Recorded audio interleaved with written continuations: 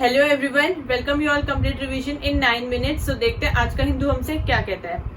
तो आपने थंबनेल पे भी देखा होगा कि जितने भी आपकी अभी बर्थ एंड डेथ जो होंगी फ्रॉम 1 अक्टूबर से, उन सबका एक डिजिटल बर्थ सर्टिफिकेट या डिजिटल डेथ सर्टिफिकेट प्रोवाइड होगा to each and every individual. और वही आपका जो सर्टिफिकेट है एडमिशन के लिए, राशन कार्ड के लिए या फर्दर आपके डाटा के लिए, जब पॉपुलेशन का डाटा कलेक्ट करते हैं स्टेट वाइज और सेंट्रल वाइज सर्वेज के लिए, हर जगह स्कूल एडमिशन, कॉलेज एडमिशन, हर जगह आपका बर्थ सर्टिफिकेट रहेगा, वो यूज किया जाएगा। बेसिकली नेशनल पॉपुलेशन रजिस्टर को दोबारा आपका देखने के लिए होगा, क्योंकि हमने 2010 में फर्स्ट टाइम किया था, 2015 में अमेंड किया था पॉपुलेशन रजिस्टर को, लेकिन उसके बाद हमने दोबारा से किया नहीं, तो उसकी प्रॉपर काउंटिंग के लिए किया जाएगा और ये अंडर यूनियन होम मिनिस्टर के अंडर आएगा। और इसी वजह से देखते 1 अक्टूबर से अब हमारा जो बर्थ एंड डेथ का जो डिजिटल डाटा मिलेगा वो आपका कब तक रहेगा और कब तक इसको आगे फर्दर कैरी फॉरवर्ड करेंगे। बट सिंस अभी यही न्यूज आई है कंफर्म जो हमारी होम मिनिस्ट्री की साइड से कि 1 अक्टूबर से हमारा हर जगह वही सर्टिफिकेट यूज किया जाएगा। उसके बाद हम अपने नेक्स्ट न्यूज देखते हैं। जो अभी G20 समिट हुई थी उसमें हमारे प्राइम मिनिस्टर ने काफी आपके गिफ्ट्स दिए थे जो भी मेहमान आए थे, जैसे कि सैफरन जो है आपका जम्मू एंड कश्मीर में काफी फेमस है, वो दिया था। आपकी एक संदूक टाइप दी थी, आई होप आप संदूक समझते होंगे, इस तरीके से एक रेक्टेंगुलर बॉक्स होता है, ठीक है, इस तरीके से करके इसमें हम सामान डाल सकते हैं, काफी स्पेशियस होता है। इससे ये शीशम का बना हुआ था, मतलब रोजवुड का, इंडियन रोजवुड जो है आपकी उससे बना हुआ था। हम गेट भी बनाते हैं डोर्स शीशम के, आपने सुना होगा।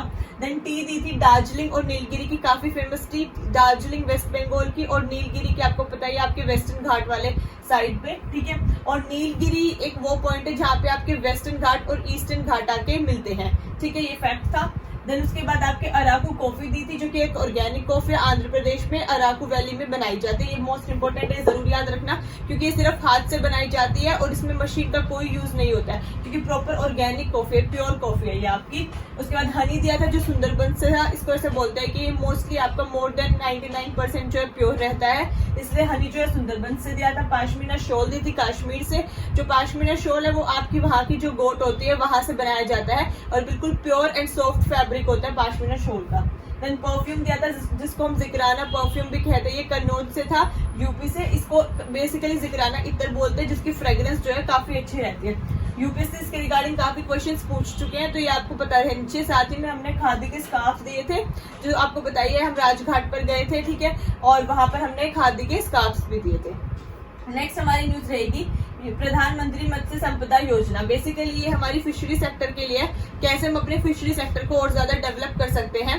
तो बेसिकली हमारा जो इंडिया है टॉप 3 कंट्रीज में आता है एक्वाकल्चर की प्रोडक्शन में, ब्लू रेवोल्यूशन में स्पेसिफिकली, और इसको सनराइज सेक्टर भी हम बोलते हैं। मेजर स्टेट्स हैं जो फिशरी सेक्टर प्रोड्यूस करते हैं इंडिया में, Andhra Pradesh, West Bengal and so on, लेकिन सर्दर्न स्टेट्स हो गए आपके ज्यादातर, ठीक है। तो लेकिन इसमें कुछ चैलेंजेस भी हैं, क्योंकि पहले हमारी 36% तक पॉपुलेशन थी फिशरी सेक्टर में, हमने इंक्रीज किया है वो अप टू मोर देन 50%, लेकिन वो कैसे हम इतनी इजीली तो नहीं कर पाए। तो उसके चैलेंजेस और सॉल्यूशन देखते हैं, जिससे हमारा कंप्लीट एनालिसिस 360 डिग्री रेडी हो जाएगा। तो चैलेंजेस क्या है हमारे? IUU, that is illegal unregulated activities. काफी ज्यादा फिशरी सेक्टर में आपके इलीगल एक्टिविटीज होते हैं, स्मगलिंग होती है फिशेज की भी।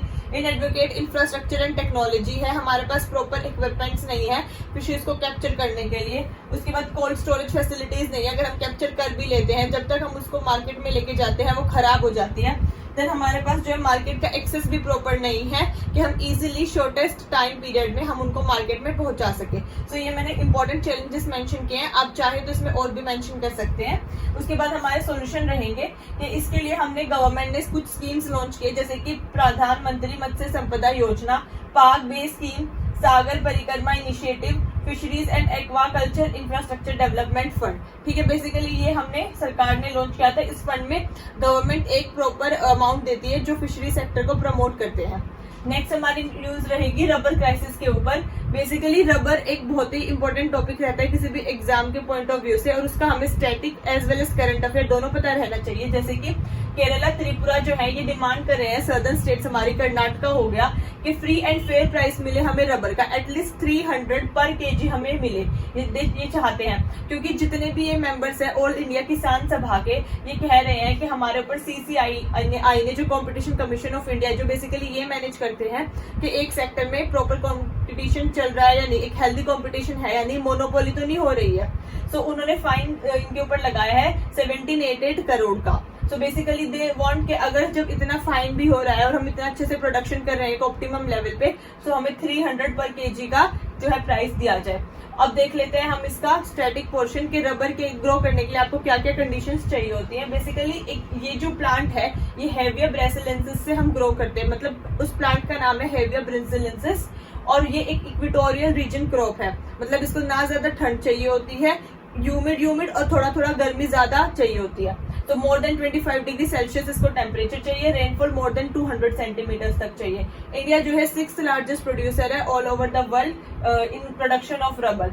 और हमारे जो मेजर स्टेट्स हैं जो प्रोड्यूस करते हैं इंडिया में, this is Kerala, Tamil Nadu, Karnataka, then West Bengal and so on. और केरला में कोट्टयम में इसके हेडक्वार्टर्स है। यूपीएससी ने क्वेश्चन भी पूछा हुआ है कि रबर हेडक्वार्टर्स कहाँ पर है, तो केरला कोट्टयम में। 100% फॉरेन डायरेक्ट इन्वेस्टमेंट FDI आपकी अलाउड है रबर सेक्टर में। आपने देखा होगा बाकी सेक्टर्स में गवर्नमेंट जो है एक रोक लगा देती है, 100% नहीं होता है, लेकिन रबर सेक्टर में आपके 100% FDI अलाउड है क्योंकि गवर्नमेंट इसको खुद ग्रो करना चाहती है on a major scale. Globally इसकी प्रोड्यूसिंग कंट्रीज देखते हैं थाईलैंड, इंडोनेशिया एंड मलेशिया है, ठीक है। और जो रबर बोर्ड है वो एक स्टैट्यूटरी बॉडी है। स्टैट्यूटरी बॉडी मींस ये एक एक्ट के थ्रू स्टैब्लिश्ड हुआ था, it is a non constitutional body. So ये इसका फैक्चुअल पॉइंट हो गया, आई होप आप लोग को समझ में आ गया होगा। नेक्स्ट हमारा रहेगा Orissa unveil steel subsidies. Orissa ने अभी रिसेंटली अपनी एक स्कीम डेवलप की जिसमें वो 20% तक अप टू 20 जो है स्टेनलेस स्टील के लिए सब्सिडी प्रोवाइड करेंगे ताकि उनका जो स्टील सेक्टर है वो ज्यादा से ज्यादा ग्रो हो सके। जैसे कि आप सभी को बताइए हमारा उड़ीसा, छत्तीसगढ़ ये सब जो है काफी रिच है आपके स्टील सेक्टर में, आयरन में, एल्यूमिनियम में, इन सब मिनरल्स में। सो बेसिकली इसलिए उड़ीसा ने स्टील सेक्टर के लिए सब्सिडी प्रोवाइड की है क्योंकि जो स्टील है वो 2nd लार्जेस्ट प्रोड्यूसर है इंडिया स्टील का। और हमारे जैसे कुछ एरियाज है बेसिकली भिलाई छत्तीसगढ़ में है, दुर्गापुर वेस्ट बंगाल, देन आपका मोहनपुर वेस्ट बंगाल, रोडकिला उड़ीसा में है, आपका बोकारो झारखंड में है। ये सब आपके मेजर एरियाज है जो स्टील प्रोड्यूसिंग के लिए फेमस है, ठीक है। लेकिन इसके लिए हमें कुछ चैलेंजेस भी आते हैं। जब हम स्टील प्रोड्यूस करते हैं, एक्सट्रैक्ट करते हैं, तो उसी के साथ हमारे हार्मफुल गैसेस भी रिलीज होते हैं जैसे कि कार्बन मोनोऑक्साइड, कार्बन डाइऑक्साइड, ठीक है, N2O, SO2, PM2.5, hazardous waste, water, ये सब रिलीज होता है।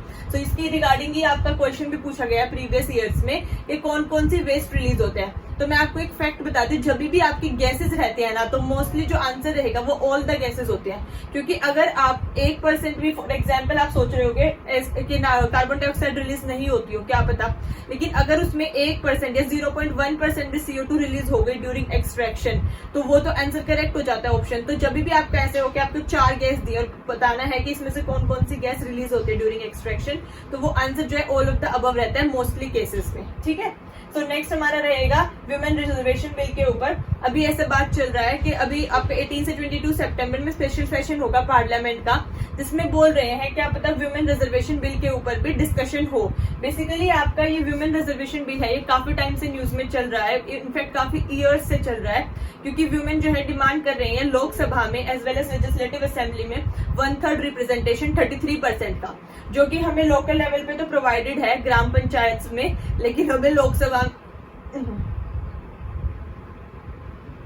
जो कि हमें लोकल बॉडीज में तो 1/3 रिप्रेजेंटेशन दिया हुआ है, लेकिन जो कि हमें लोकल बॉडीज पे तो 1/3 रिप्रेजेंटेशन दिया हुआ है। लेकिन अभी विमेन बिल जो आ रहा है रिजर्वेशन का उसमें डिमांड है कि हमें पार्लियामेंट में लेजिस्लेटिव असेंबली में ज्यादा रिप्रेजेंटेशन मिले, एटलीस्ट अप टू 33%, क्योंकि अभी पार्लियामेंट में देखा जाए तो ओनली 14% फीमेल्स हैं जो पार्लियामेंट में रिप्रेजेंट करते हैं ऑल ओवर इंडिया को। सो इससे हमारी क्या है, पेट्रियार्की की जो सोच है कि पुरुष प्रधान वाली वो प्रथा खत्म हो जाती है, फीमेल्स को आगे बढ़ के एक मौका दिया जाता है रिप्रेजेंट करने का खुद को। और ऐसा देखा गया है जब पंचायत लेवल्स पे, लोकल लेवल पे वुमेन को रिप्रेजेंटेशन दी गई थी तो काफी अच्छा आउटपुट निकल के आया था। सो क्यों ना उनको नेशनल आपके पार्लियामेंट में भी रिप्रेजेंटेशन दी जाए। सो आई होप आपको आज का एनालिसिस पसंद आया होगा। और इसी के साथ मैं आपको बता दूं 1-2 आर्टिकल और थे जो हम ऑलरेडी डिस्कस कर चुके हैं।